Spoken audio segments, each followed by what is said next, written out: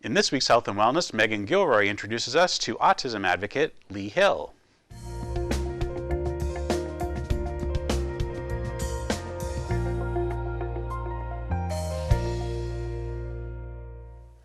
Autism affects 1 in every 88 children, many of whom have difficulty communicating with the people in the world around them.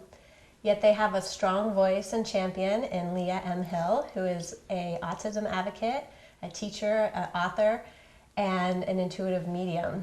And Lea has written a book called The Society of Sylphs, which is the story of a 12-year-old boy who has autism. And she also is a teacher at North Shore Community College for children with, I should say students who have intellectual disabilities. So thank you so much, Lea. Hi, Megan. Thanks. Hi. Thank you. So tell me a little bit about autism. What are the symptoms? Well, autism is a developmental disability, and what that means is that it generally affects the communication in the person with autism, the ability to communicate, social skills, and interaction. There are a lot of symptoms. There is no one, one tell-all symptom for all the range of autism, because autism is a spectrum disorder. So that means there is what we call low functioning to very high functioning. But typically we see things like the child might have trouble looking someone in the eyes, having eye contact, or having body movements that are uncontrollable, or having speech problems, or not be able to speak at all. Wow. Sometimes, yeah. What does that mean to be an autism advocate? Well, what it means is that I have what I call an empathic connection with people on the autism spectrum. And what I do is I work with families and educators and caregivers to help connect with people on the autism spectrum in a heart-centered and very compassionate way.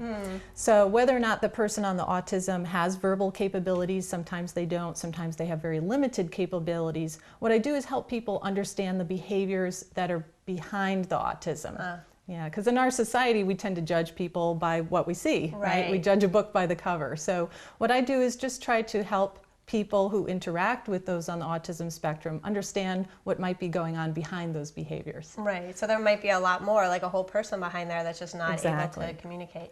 So what led you to write the book? Well, when I was writing the Society of Sylphs, my first inclination was just to write a fantasy story. I didn't really know anything about autism. At that time, didn't know anyone who was on the autism spectrum. But what I found was that I needed a reason why this 12-year-old boy named Eddie could see this sylph, this spirit of the air, or elemental being of the air, and no one else could. Why was it what made him special or different? And the word autism came to me kind of like a ton of bricks. It just like fell on my head and said, he has autism. And I went, what does that mean? I didn't even know at the time.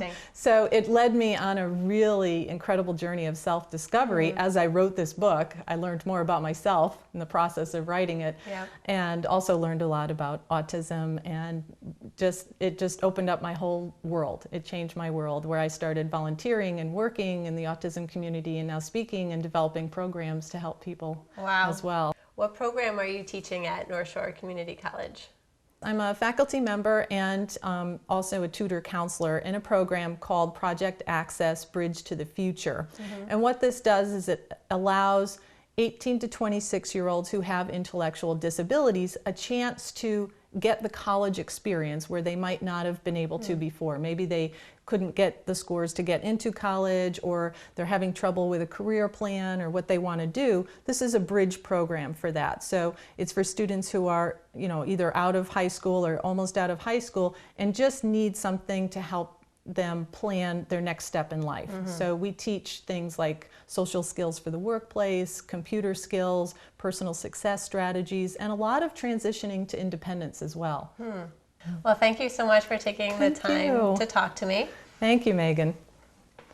Lea's book can be found on Amazon.com and also at the Kindle store. It's called The Society of Sylphs, and she also has a website for children called sylphsociety.com. And next time, Lea and I are going to step out into the paranormal, and we are going to talk about Lea's ability as an intuitive medium. I hope you can join us then.